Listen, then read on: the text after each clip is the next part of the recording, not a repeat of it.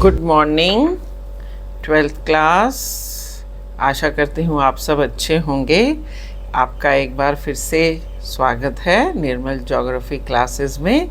6th chapter चल रहा था हमारा जल संसाधन। चलिए उसी चैप्टर को आगे बढ़ाते हैं। Now take out your books from 67 page. जैसे कि पहले मैंने बताया क्वेश्चन आंसर फॉर्म में करते हैं, तो उसी फॉर्म को आगे बढ़ाते हुए आज का जो मेन क्वेश्चन है वो है जल संभर प्रबंधन क्या है। जल संभर प्रबंधन क्या है, या आप जल संभर प्रबंधन से क्या समझते हैं। केंद्रीय और राज्य सरकारों द्वारा जल प्रबंधन विकास के लिए कौन कौन से कार्यक्रम चलाए गए। अब सबसे पहले तो जल संभर प्रबंधन की परिभाषा आप पेज नंबर 67 पे देख सकते हैं कि जल संभर प्रबंधन का मतलब होता है बहते हुए जल को रोकना और विभिन्न विधियों के द्वारा उस जल का इस्तेमाल अपने दैनिक कार्यों के लिए, खेती करने के लिए या जो भी कार्य हैं उनके लिए करना। जल संभर प्रबंधन है ना। तो जल संभर प्रबंधन का मतलब यही है कि आप किस तरह से जो वर्षा का पानी है या जो पानी हमारे इस्तेमाल करने के लिए होता है या जो हम भूमिगत जल से पानी लेते हैं, उन सब का प्रबंधन कैसे कर सकते हैं कि आगे आने वाले समय में हमें पानी से रिलेटेड या पानी की कमी का सामना ना करना पड़े। तो आप अपनी बुक में मार्क करिए कि जल संभर प्रबंधन से तात्पर्य है धरातलीय और भौम जल संसाधनों का दक्ष प्रबंधन। ऐसा भी नहीं होना चाहिए कि धरातलीय संसाधन तो वेस्ट हो गए, जो भौम जल संसाधन है उनका भी हमने भरपूर इस्तेमाल कर लिया। तो दोनों के दक्ष प्रबंधन को बोलते हैं जल संभर प्रबंधन या वाटरशेड मैनेजमेंट आप जिसको कहते हैं। अब इसमें क्या किया जाता है, कैसे इसका प्रबंधन किया जाता है, उसमें क्या है देखो।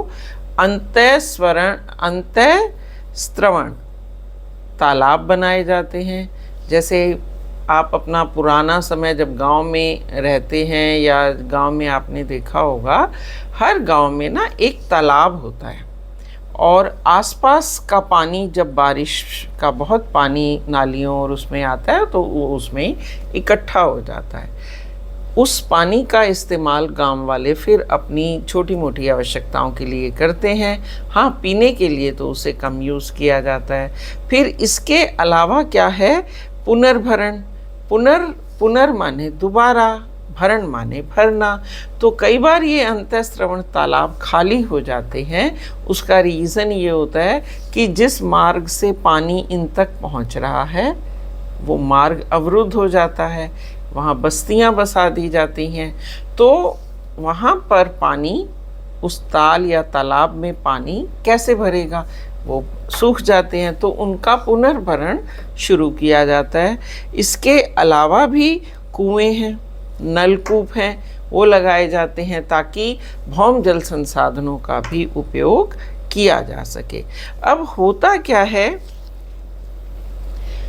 जैसे जैसे हमारी आबादी बढ़ती है, हर एक चीज़ जो हम इस्तेमाल करते हैं या जो जनसंख्या के इस्तेमाल की होती है, उन संसाधनों का दोहन या इस्तेमाल ज़्यादा होता है और धीरे धीरे फिर वो कम पड़ जाती हैं। आबादी तो आबाद गति से बढ़ रही है लेकिन हमारे संसाधन तो लिमिटेड है।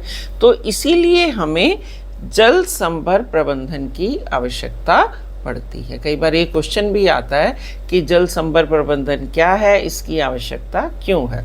तो बढ़ती हुई मांग, बढ़ती हुई जल की जो मांग है, मानव के लिए, सिंचाई के लिए, उद्योगों के लिए, मवेशियों के लिए, ये सब मिला के हमें ये कहती है कि जल संभर प्रबंधन किया जाए ताकि आने वाले समय में या वर्तमान समय में ऐसा ना हो कि हमारे पास पानी ही ना हो। जितना हम पानी का इस्तेमाल करते हैं उतना पानी भी होना चाहिए ताकि आने वाली जनरेशन्स पानी के बिना ख़त्म ना हो जाएं। इसीलिए हमें जल संभर प्रबंधन की आवश्यकता है। और एक लाइन में इसकी डेफिनेशन याद रखो कि धरातलीय और भौम जल संसाधनों के दक्ष प्रबंधन को ही जल संभर प्रबंधन कहा जाता है। अब इसमें सिर्फ केंद्र तो कुछ नहीं कर सकती, केंद्र हर राज्य में ये प्रोग्राम चला सकती है, उसको देखना राज्य सरकारों का काम है। तो आपके जो क्वेश्चन का सेकंड पार्ट था कि केंद्रीय और राज्य सरकारों ने क्या क्या प्रोग्राम चलाए हैं, उसमें आप नेक्स्ट पैराग्राफ में इसको डिफाइन करिए कि केंद्रीय और राज्य सरकारों के द्वारा संचालित कार्यक्रम। अब उन्होंने क्या क्या कार्यक्रम किए। नंबर 1, हरियाली, आपकी बुक में ही लिखा है, हरियाली केंद्र स्थापित किए गए। ये सरकार द्वारा परिवर्तित जल संभर विकास कार्यक्रम के अंतर्गत है। हरियाली केंद्र का मतलब ये होता है जहाँ तालाब हैं उसके आसपास पेड़ों की मेखला लगा देनी चाहिए, यानी पेड़ ही पेड़, वन रोपण होना चाहिए, या कुछ इस तरह से हरियाली का प्रबंध करना चाहिए कि वहाँ पर पानी प्रचुर मात्रा में बना रहे। पेड़ की जड़ें पानी को सोखेंगी, है ना। जितने ज़्यादा पेड़ होंगे पानी उतना ही नीचे नीचे सिंक करेगा। तो इस तरह से हम हरियाली केंद्र, ये पहला हो गया।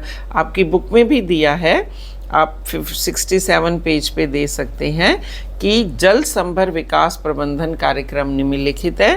पहला, हरियाली केंद्र सरकार द्वारा प्रवर्तित जल संभर विकास परियोजना है जिसका उद्देश्य ये है कि ग्रामीण जनसंख्या पीने, सिंचाई, मत्स्य और वन रोपण के लिए जल संरक्षण के लिए योग्य बनाता है।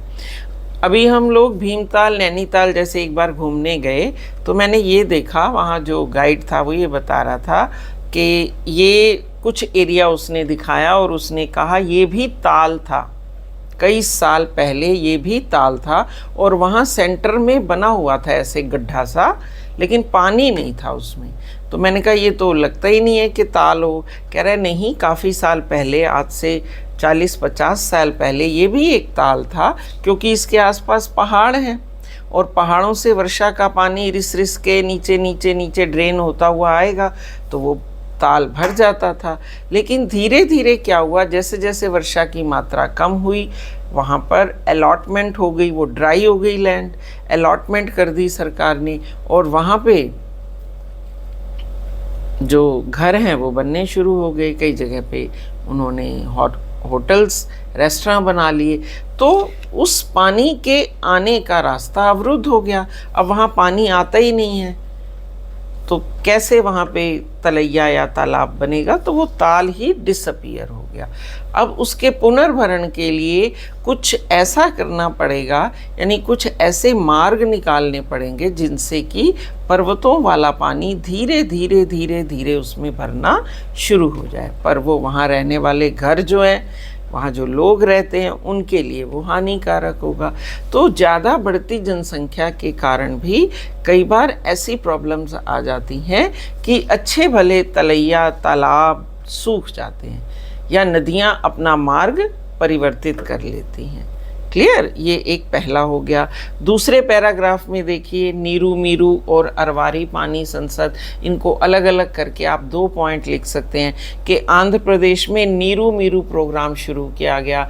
नीरू मीरू मतलब नीर और आप, जल और आप। जल आपके लिए बहुत उपयोगी है, तो आप उसका संरक्षण कीजिए, पानी का उपयोग मितव्ययता से कीजिए ताकि पानी आगे काफ़ी टाइम तक रह सके और मानव उसका उपयोग कर सके। क्लियर। फिर अगला है अरवारी पानी संसद, ये राजस्थान में अलवर में शुरू किया गया। इसमें क्या किया गया, विभिन्न तरह की संग्रहण संरचनाएं बनाई गई। संरचनाएं कैसी, जैसे अंतःस्त्रवण तालाब बना दिए, बारिश का पानी आए तो उसमें इकट्ठा हो जाए। जैसे ये मैंने कई जगह पे देखे हैं, राजस्थान में भी देखे हैं, पहाड़ों पर भी देखे हैं मैंने कई जगह।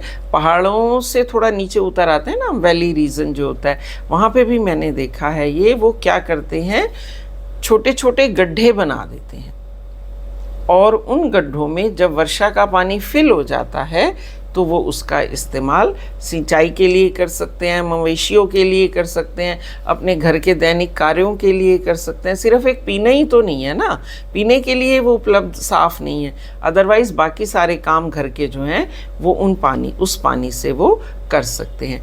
तो राजस्थान में मुझे याद है बहुत पहले हमने एक 4th क्लास की मैंने एक बुक लिखी थी, तो हमने उसमें ये लिखा था कि राजस्थान में पानी इतना मतलब कम है कि वहाँ जो लोग आते हैं उनको वो पानी ना पिला के दूध पिलाते हैं। जैसे हमारे यहाँ कस्टम है ना, कोई आया तो उसको हम पानी पूछते हैं, वहाँ पे दूध पिलाया जाता है।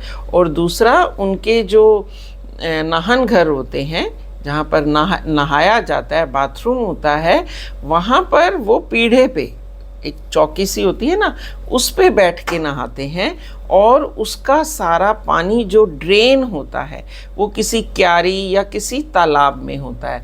उसका रीज़न ये है कि इस तरह से पानी जब किसी तालाब में जाएगा तो वो भौम जल का एक बहुत बड़ा स्रोत बनेगा। पानी अगर ऐसे ही नाली में गया तो वो तो वेस्ट हो गया, लेकिन अगर रसोई घर का पानी या इस तरह से ये पानी सीधा जाके कहीं गड्ढे में या किसी तालाब में जाता है तो वो पानी नीचे रिसेगा। रिसाव के कारण वो भूम जल का एक बहुत बड़ा स्रोत बन जाता है। तो ये राजस्थान में शुरू किया गया। इसके अलावा तमिलनाडु में भी बहुत प्रॉब्लम होती है पानी की। वैसे तो सी वाटर है, but sea water is not good for drinking. तो वहाँ पर क्या है कि जैसे हम टंकी बनाते हैं अंडरग्राउंड, वहाँ पर टंकी बनती है ग्राउंड पे, है ना। ऐसे टंकी बना दी, नीचे नल लगा दिया, ऊपर खुला है, उसको पत्थरों से या जिससे भी ढका जाता है।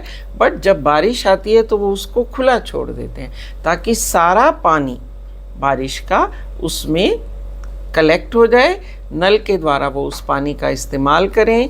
अशुद्धियाँ जो होती हैं वो अपने आप नीचे बैठ जाती हैं। और ये केमिकल वाला पानी है नहीं, आप घरों में आसानी से कपड़े धोने के लिए, सफाई के लिए, सिंचाई के लिए, मवेशियों के लिए आप इस पानी का इस्तेमाल कर सकते हैं। तो ये पॉइंट भी आपकी बुक में दिया है कि तमिलनाडु में घरों में जल संग्रहण संरचना को बनाना आवश्यक है। जैसे दिल्ली में है ना कि आप अंडरग्राउंड पार्किंग बनाओ, उसके बिना नक्शा पास नहीं होगा, तो तमिलनाडु में ये मस्ट है कि आपके पास जल संग्रहण योजना होनी चाहिए। कैसे आप पानी अपने घर के लिए यूज़ करोगे। तो ये हो गया 4th पॉइंट। फर्स्ट हुआ हरियाली, दूसरा नीरू मीरू, तीसरा अरवारी पानी संसद, और चौथा हो गया तमिलनाडु में जल संग्रहण संरचना। अब लास्ट है, केंद्रीय और राज्य सरकारों ने जल संभर विकास परियोजनाएं भी शुरू की हैं ताकि अर्थव्यवस्था और पर्यावरण दोनों के जुड़ाव से या मेल से पानी को हम बचा सकें। पर्यावरण के लिए पानी बहुत ज़रूरी है, मानव के लिए ही नहीं, पर्यावरण के लिए भी बहुत ज़रूरी है। तो उन्होंने कई तरह की योजनाएं शुरू की हैं और उन योजनाओं में सबसे मेन ये है कि गांव में या छोटे छोटे ज़िलों में जहां पानी की कमी है वहां लोगों को पानी का महत्व समझाया जाता है कि आगे आने वाले समय में पानी के बिना जीवन संभव नहीं है। तो पानी को इस तरह से इस्तेमाल करें, है तो रिसाइकल, लेकिन रिसाइकल में भी पानी में अगर अशुद्धियाँ होंगी, we can't use that water specially for drinking. आप देखो गर्मियों में कितनी कंप्लेंट आती हैं कि पानी के साथ कुछ अशुद्धियाँ आ रही हैं, पानी में स्मेल आ रही है। रीज़न बहुत सारे हैं, लेकिन हमें सबको इस तरफ से जागरूक होना है कि इंडिया में मेनली पानी नदियों से ही आता है या तालाबों से आता है। जैसे नैनी ताल जाओ, वो कहते हैं नैनी झील का पानी अवेलेबल होता है। बहुत सारे पहाड़ों पे जाओ ना, तो क्या होता है, पहाड़ों पे पानी जो बारिश का है ना, वो ऐसे नदी नालों के रूप में बह रहा होता है। तो मैंने बहुत जगह ये देखा है कि वहाँ ना वो पाइप लगा देते हैं, छोटा सा इतना टुकड़ा पाइप का लगा दिया, तो वो पाइप के वैसे तो लगेगा कि मिट्टी आ रही है पहाड़ों की या कुछ आ रहा है, लेकिन वो पाइप लग जाता है तो पाइप के साथ वो पानी नल के रूप में आता है और लोग पीते हैं। That is totally mineral water. ये जो हम बॉटल्स में पीते हैं 20-20, 25-25 रुपए की, ये मिनरल वाटर नहीं है, ये तो पता नहीं कहाँ से भर के दे देते हैं, लेकिन एक्चुअल मिनरल वाटर वही होता है। तो हमें लोगों को ये जागरूक करना है कि पानी बहुत ज़रूरी है और उसका इस्तेमाल मितव्ययता से करो, ताकि आगे आने वाली जनरेशन पानी के लिए नहीं तरसे। क्लियर? सबसे पहले जल संभर की परिभाषा लिखो, एक लाइन में उसकी आवश्यकता भी लिख सकते हो और फिर ये पॉइंट बना के आप अपना आंसर पूरा कर सकते हो। क्लियर है स्टूडेंट्स? तो आज का ये मेन क्वेश्चन था, इसको आप अच्छी तरह से करिए। एक छोटा सा क्वेश्चन और इसके साथ मैं आज कराती हूँ, जो एक बार बोर्ड में आया था।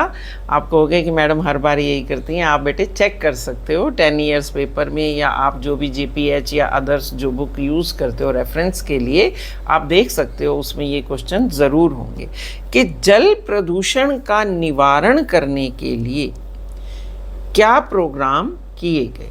जल प्रदूषित होता है, लोग नहीं मानते हैं, फैक्ट्री वाले भी नहीं मानते हैं, फैक्ट्री ऑनर भी नहीं मानते हैं, उनको अपने सस्ते से सस्ता, कम से कम लागत में अपनी फैक्ट्री में माल तैयार करना है, तो जल तो प्रदूषित हो गई। ITO के पास चले जाओ, वज़ीराबाद के पास चले जाओ, पानी का रंग कई बार इतना वाइट होता है, झाग वाला, तो वो नेचुरल नहीं है, उसमें केमिकल्स हैं। आसपास की कपड़ा मिले या जो भी और मिले हैं, उनका पानी उसमें जाता है। तो वो क्वेश्चन इस तरह से बनता है कि जल प्रदूषण का निवारण करने के लिए कौन कौन से अधिनियम या कानून बनाए गए। Now you can check page number 66, वहाँ पे ये दिया हुआ है। 66 पेज पे 5 या 4 पॉइंट बनते हैं, कौन कौन से अधिनियम किए गए। उसमें 2 तो बोर्ड बनाए गए, एक है केंद्रीय प्रदूषण नियंत्रण बोर्ड, यानी सेंट्रल पॉल्यूशन कंट्रोल बोर्ड, जिसको लिखा है CPCB, और दूसरा बनाया गया राज्य प्रदूषण नियंत्रण बोर्ड, यानी स्टेट पॉल्यूशन कंट्रोल बोर्ड। मैंने पहले भी जो क्वेश्चन कराया उसमें यही बताया कि केंद्र सरकार नहीं हर जगह का निरीक्षण कर सकती है, तो केंद्र सरकार जो प्रोग्राम बनाती है, राज्य सरकारें उनको अडॉप्ट करती हैं और वो उनको अच्छे से देखती हैं। तो इसमें उन्होंने जो आंकड़े इकट्ठे किए, उसमें ये पता चला कि पानी बहुत पॉल्यूटेड है, सिर्फ मिट्टी अवशिष्ट पदार्थ ही नहीं है, उसमें केमिकल्स भी बहुत हैं। अब इसमें सबसे ज़्यादा प्रदूषित नदी कौन सी है? देखो आपकी बुक में ये लिखा है कि जैव जीवाणिक संदूषण नदियों में प्रदूषण का मुख्य स्रोत है। बहुत कठिन हिंदी हो गई ना, मैंने सिंपल भाषा में आपको बता दिया कि सिर्फ अवशिष्ट पदार्थ नहीं है, मिट्टी, बालू, रेत यही नहीं है, बल्कि उसके साथ कई केमिकल्स, कई फैक्ट्रियों का जो ड्रेन होता है, पानी ड्रेनेज वाला, वो भी इसमें आता है और उसके कारण प्रदूषण ज़्यादा हो जाता है। भारत की सबसे प्रदूषित नदी देखिए लिखी है, दिल्ली और इटावा के बीच सबसे ज़्यादा प्रदूषण होता है यमुना नदी में, दिल्ली और इटावा के बीच। इटावा यूपी में है। फिर दूसरी प्रदूषित नदियों में हर एक राज्य में देखो जो नदी है ना वो प्रदूषित है, उसका रीज़न सारे कर्मकांड उन्हीं नदियों में होते हैं। देखो साबरमती है अहमदाबाद में, गोमती है लखनऊ में, फिर काली नदी मदुरई में, अडयार नदी, कुअम नदी, वैगई हैदराबाद में, मूसी वाराणसी में, गंगा है ना। इसका मतलब है जो जो फेमस नदियां हैं उनमें पॉल्यूटेंट सबसे ज़्यादा हैं। अब इसमें क्या पॉल्यूटेंट्स हैं सबसे ज़्यादा? फ्लोराइड और नाइट्रेट्स, लास्ट लाइन में लिखा है। ये वहाँ पानी में इकट्ठे हो जाते हैं, जिसके कारण कि ये प्रदूषण को या पानी को संदूषित कर देते हैं। अब इसके लिए अधिनियम बनाए गए, सिर्फ आप अधिनियम लिखने हैं। पहला अधिनियम था जल अधिनियम 1974 1974, जिसमें प्रदूषण का निवारण और नियंत्रण किया गया। पैसे खर्च होते हैं इस पे, होता कुछ नहीं है, लेकिन अधिनियम बनाया गया तो लिखना पड़ेगा। तुम्हें पता है गंगा और यमुना की सफाई में कितने करोड़ों रुपए का खर्चा आया है? नदियाँ फिर भी वहीं की वहीं हैं, क्योंकि कुछ नहीं होता, ऑन पेपर सब चलता रहता है। वो कहते हैं लोग मानते नहीं हैं, हम तो सफाई कर देते हैं। तो लोगों को अलर्ट होने की ज़रूरत सबसे ज़्यादा है। तो पहला हो गया 1974 का अधिनियम, फिर उसके बाद पर्यावरण सुरक्षा अधिनियम 1986, फिर उसके बाद 1997 में प्रदूषण फैलाने वाले जितने उद्योग थे, चाहे वो नदियों के आसपास, झीलों के आसपास थे, उनको हटा दिया गया कि यहाँ पे नहीं होंगे, अगर होंगे तो अपना ड्रेनेज आप अपने आप सेफ्टी पर्पस से जहाँ ले जाना है ले जाओ, नदियों में नहीं होगा। फिर उसके बाद जल उपकर अधिनियम 1977, जिसका उद्देश्य प्रदूषण कम करना था, उसके भी सीमित, हर एक के सीमित प्रभाव हुए, क्योंकि फैक्ट्रियाँ अपना बेनिफिट देखती हैं, लोग अपने आप को धर्म से जोड़ के, आस्था से जोड़ के, उनको लगता है सब चीज़ें नदियों में बहा दो तो सबसे आसान रहेगा। तो ये आपके 5 पॉइंट बनते हैं। दोबारा से बोलती हूँ मैं, 1974 का अधिनियम, 1986 का, फिर उसके बाद 1997 का, और फिर 1977 का। और लास्ट में जो किया गया वो ये था कि जन कल्याण या जन जागरूकता और उनकी भागीदारी से कृषिगत कार्यों और घरेलू और औद्योगिक विसर्जन से प्राप्त प्रदूषकों में पर प्रभावशाली कमी आई, जब उनको इसके बारे में बताया। क्लियर? अब ये क्वेश्चन और एक ये शॉर्ट क्वेश्चन डेली मैं ऐसे ही करा रही हूँ, और अब तक आपके 4 या 5 क्वेश्चन हो गए। आप इनको पॉइंट वाइज लिखिए, और इस वीडियो के बाद, जैसे मैंने पहले वीडियो में एक आपको प्रवाह आरेख बना के बताया, इसी तरह से मैं इसका भी प्रवाह आरेख बना के बताऊँगी आपको। और अगर आप उस तरह से आंसर प्रेजेंट करते हो, then you will get good marks, क्योंकि वो चेक करने वाले के लिए बहुत आसान हो जाता है कि जो स्टूडेंट लिख रहा है उसका माइंड बिल्कुल क्लियर है इसके लिए कि उसने क्या लिखना है। ओके स्टूडेंट्स, आज के लिए इतना ही। कल हम देखेंगे कि ये लेसन ख़त्म हो जाए। आप अपने नोट्स बनाते रहिए और देखते रहिए निर्मल ज्योग्राफी क्लासेस। आप अपने आप को थोड़े दिनों बाद लगेगा आपको कि इम्प्रूवमेंट हो रही है। Okay, take care, good bye. Like ज़रूर कीजिए and subscribe my channel. Bye bye.